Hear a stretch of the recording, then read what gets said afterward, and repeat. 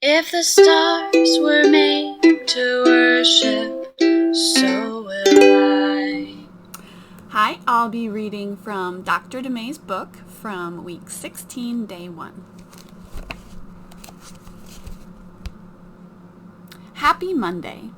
Let's get out the map of our journey from the glove compartment and see where we're at and recount where we've been. It's good to stop and take stock once in a while. The focus from day 1, 3.5 months ago, has been on laying the foundation to prove that healing is in the atonement for believers, culminating in the statement a couple of weeks ago, if you are saved, then you are healed.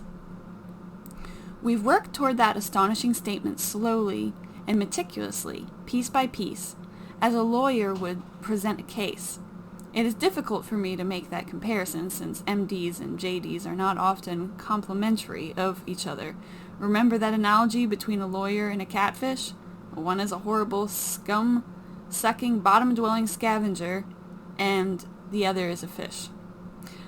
John describes Jesus as our advocate. The Greek word parakletos, which means lawyer or counselor, before the Father in heaven, pleading our case. 1 John 2:1. Now we're pondering why it had to take 4,000 years from the first sin before Jesus would come to save us.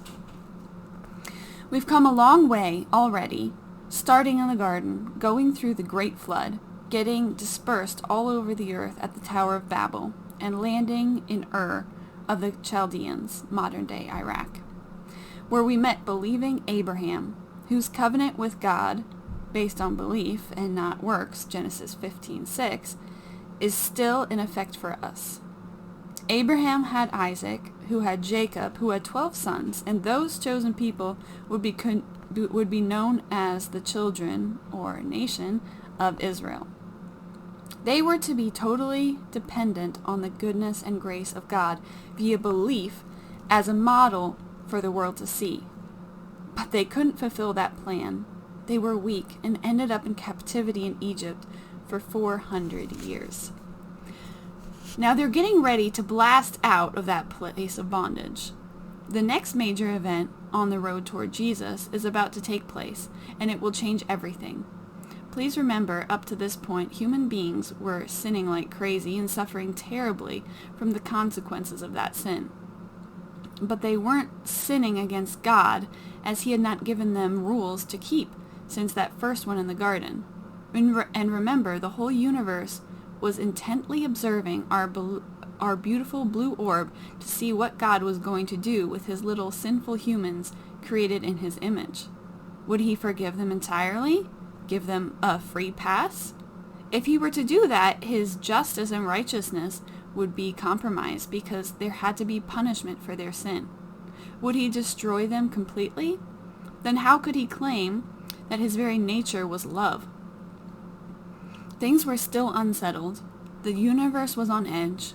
God's children were still lost and suffering.